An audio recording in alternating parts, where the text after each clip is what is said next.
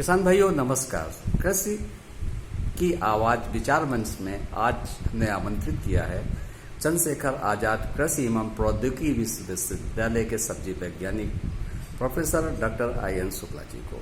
आई.एन. शुक्ला जी आपको बताएंगे कि टमाटर की खेती किस प्रकार से करना चाहिए और कुछ प्रजातियों के बारे में भी चर्चा करेंगे जिन्हें आप घर पे भी लगा सकते हैं, और अगर आप घर पर 2 पौधे भी लगा लेंगे आप तो आपको खाने भर के टमाटर मिलते रहेंगे।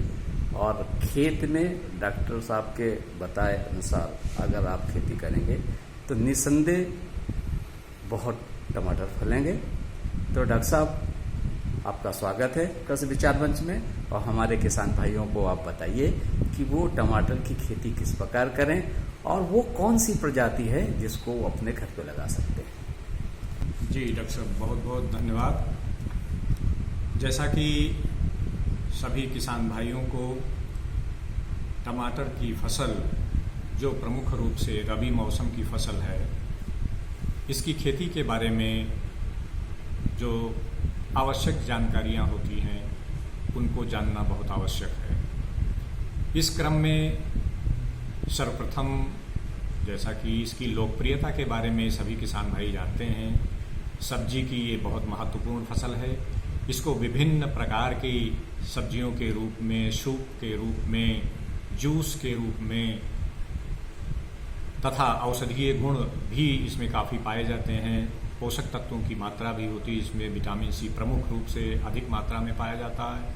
इस प्रकार से अगर हम इनके गुणों को ध्यान में रखते हैं तो निश्चित रूप से हमारी रुझान इनकी खेती की तरफ अवश्य बढ़ेगा। इस क्रम में आजकल किसान भाई जो खेती करते हैं उसके साथ साथ शहर के निवासी भी टमाटर की खेत में अपने जो पौध नहीं लगा सकते हैं वो गमलों में भी पौध लगा करके खेती करते हैं, उगाते हैं तथा उनसे अच्छा फल प्राप्त करके अपनी ताज़ा सब्जी के रूप में उन्हें प्राप्त कर सकते हैं। तो इस क्रम में किसान भाइयों को ये ध्यान रखने की आवश्यकता है कि सर्वप्रथम उनको ये जानकारी होनी चाहिए कि किस प्रकार की भूमि में हम इनको उगा सकते हैं। तो प्रमुख रूप से दोमट अथवा बलुई दोमट भूमि इसके लिए सर्वोत्तम मानी जाती है। ये भूमि 6 से 7 pH मान वाली भूमि इसके लिए सर्वोत्तम होती है। इस प्रकार से अगर हम अपनी भूमि का चयन करें अथवा उन्हें गमलों में लगाने के लिए मिट्टी की उपयोगिता जानना हो तो उनके गुणों को जानना बहुत आवश्यक है। इस प्रकार से किसान भाइयों को चाहिए कि वो अपनी खेत में 3-4 जुताई करने के बाद उनको समतल करके उसमें लाइनें बना लेते हैं, क्यारियां बना लेते हैं सुविधानुसार। तत्पश्चात हमारी जो तैयार पौध है, जो खेत में पौधशाला में तैयार है, उसके रोपाई का समय भी इस समय चल रहा है। जो किसान भाई मुख्य रूप से खेत में अपनी पौध लगाना चाहते हैं वो किन प्रजातियों को अपने खेत में उगाएं अथवा किनका बीज नर्सरी के लिए प्रयोग करें, उसको भी जानना बहुत आवश्यक होता है, क्योंकि यही प्रजातियां हमारे खेती का मुख्य आधार होती हैं। इनमें जमाव की दशा अच्छी होनी चाहिए, इनको उत्पादन देने की इनके अंदर क्षमता होनी चाहिए। तो इस प्रकार से कुछ इसमें हाइब्रिड प्रजातियां भी आजकल किसान उगाते हैं और उनमें मौसम के विपरीत परिस्थितियों को भी सहन करने की क्षमता होती है। सामान्य प्रजातियों में आजाद T5, आजाद T1 टोमेटो, T4 टोमेटो होता है। टमाटर के लिए ये आजाद T6, आजाद T5, आजाद KTH1 ये हाइब्रिड है। तो ये उत्पादन की क्षमता इसकी बहुत अच्छी है। इसी प्रकार से अन्य प्रजातियां भी पूषा शीतल, पूषा गौरव, पूषा हिमानी, पंत 3, पंत नगर की और भी तमाम ऐसे प्रजातियां हैं जो डिटर्मिनेट, अर्थात जिससे तात्पर्य है कि वो कुछ सीमित बढ़वार वाली होती हैं तथा कुछ असीमित बढ़वार वाली होती हैं। असीमित बढ़वार की जो विशेषता होती है, इनमें बढ़वार होती रहती है तथा फल फूल इसमें बनते रहते हैं, तथा सीमित बढ़वार वाली जो प्रजातियां हैं उनमें एक अवधि तक इनकी बढ़वार सीमित होती है तथा एक साथ ये फल पकना प्रारंभ हो जाते हैं और इनमें फूल बनना बंद हो जाते हैं। जैसे इस उदाहरण के लिए आज़ाद T6 प्रजाति इसी तरह की है और ये हाइब्रिड के समकक्ष इसकी उत्पादन क्षमता है। इसकी उत्पादन क्षमता 600 से 700 कुंटल तक होने की संभावना रहती है। तो इस प्रकार से एक स्थिति इसमें ऐसी आती है कि पौधे में सिर्फ फल ही दिखाई पड़ते हैं, इतना अच्छी इसकी उत्पादन क्षमता है और मध्यम आकार के फल होते हैं। आजकल किसान भाई देसी फल जिनमें उनका लुक या जिसका ऐसा प्रतीत होना चाहिए कि देसी प्रजातियां हैं जो खट्टेपन के लिए ज़्यादा प्रसिद्ध होती हैं और सभी उसको पसंद करते हैं सब्जी के लिए, तो ऐसी प्रजातियों में आज़ाद T5 ये थोड़ा बड़े आकार का फल इसमें लगता है और ये 4-5 फल के गुच्छे इस तरह से बनते हैं। तो इसकी भी उत्पादन क्षमता 400 से 400 कुंटल तक होती है प्रति हेक्टेयर की बात करें, प्रति हेक्टेयर की बात जिसमें किसान भाई को जानना चाहिए।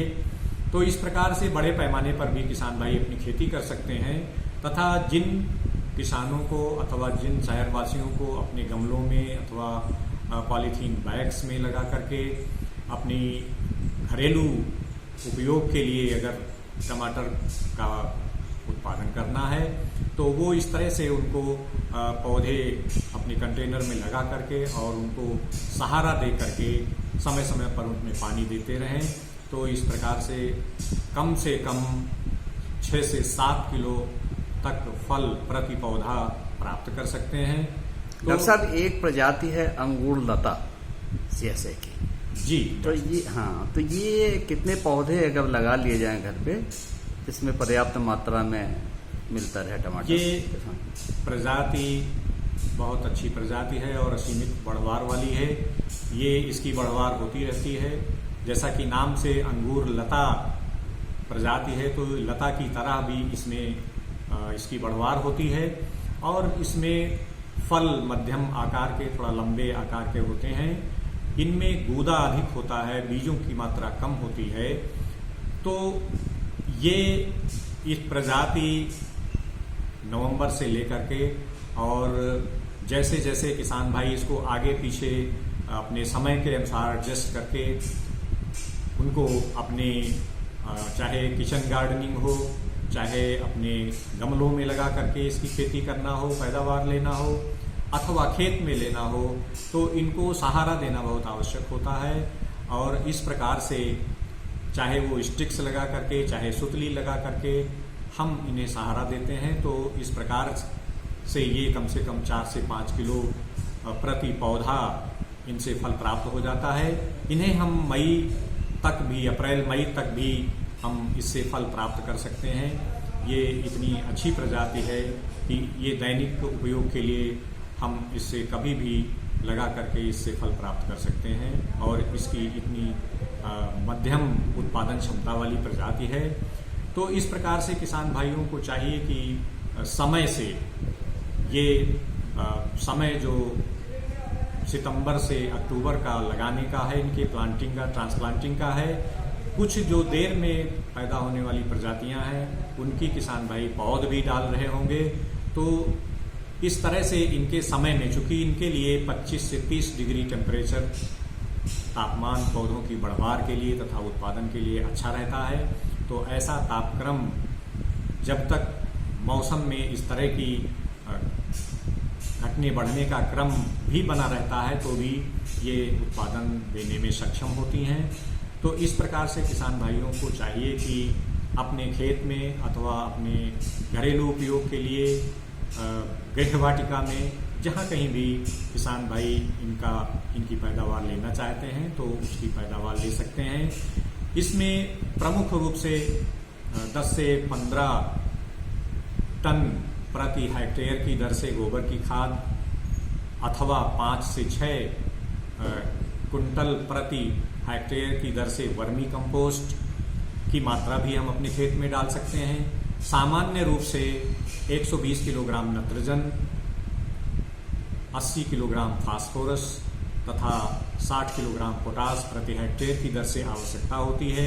किसान भाइयों को चाहिए कि इसमें आधी नत्रजन की मात्रा तथा पूरी फास्फोरस और पोटास की मात्रा को ट्रांसप्लांटिंग से, पौधरोपण से पूर्व अपने खेत में इकसार मिला करके बुआई के अनुरूप अपनी आवश्यकता अनुसार क्यारियां बना लेते हैं तथा उसमें जो सीमित बढ़वार वाली हैं उनकी दूरी को 50 सेंटीमीटर लाइन से लाइन तथा 30 से 45 सेंटीमीटर तक पौधे से पौधे की दूरी रखते हैं तथा जो असीमित बढ़वार वाली प्रजातियां हैं उनकी 60 सेंटीमीटर लाइन से लाइन तथा पौधे से पौधे की दूरी 50 सेंटीमीटर अथवा 60 सेंटीमीटर रख करके हम उनका रोपण कर सकते हैं। तो इस प्रकार से जो किसान भाई समय पर अपनी पौध की रोपण करेंगे तथा उसकी देख रेख करते रहेंगे तो निश्चित रूप से उन किसान भाइयों को कम से कम 300 से 400 अथवा अच्छी तरह से उन्नत प्रजातियां लगा के उन्नत खेती करने पर यही उपज 600 से 800 कुंटल तक प्रति हेक्टेयर प्राप्त कर सकते हैं। डॉक्टर साहब, ये जो किसान भाई अगर अपने खेत में लगाना चाह रहे हैं या कोई गमले में लगाना चाह रहा है, जिसे आपने अंगूर लता की अभी चर्चा की, तो इसकी बीज की उपलब्धता कहाँ है, कहाँ से वो खरीदे बीज? इसकी बीज चंद्रशेखर आजाद कृषि एवं प्रौद्योगिकी विश्वविद्यालय के सब्जी विज्ञान विभाग से किसान भाई प्राप्त कर सकते हैं और चाहे उनका बीज प्राप्त करें अथवा समय पर अगर पौध भी प्राप्त हो जाती है तो पौध लेकर के भी उनका सीधे अपने गमलों में रोपण कर सकते हैं। तो इस प्रकार से चाहे वो गृह वाटिका हो अथवा अपने रूफ गार्डनिंग के रूप में उनका प्रयोग करना हो, दोनों तरह से भी ये उपयुक्त हैं। डॉक्टर साहब धन्यवाद, आपने बहुत महत्वपूर्ण जानकारी दी हमारे किसान भाइयों को, और किसान भाइयों को चाहिए कि वो अमल में लाएं जो आपने बताया है, और अमल में लाएंगे तो उनको निसंदेह उपज भी बढ़िया मिलेगी। अगर ये वीडियो आप लोगों को अच्छा लगा हो तो सब्सक्राइब जरूर करें। धन्यवाद डॉक्टर साहब। धन्यवाद।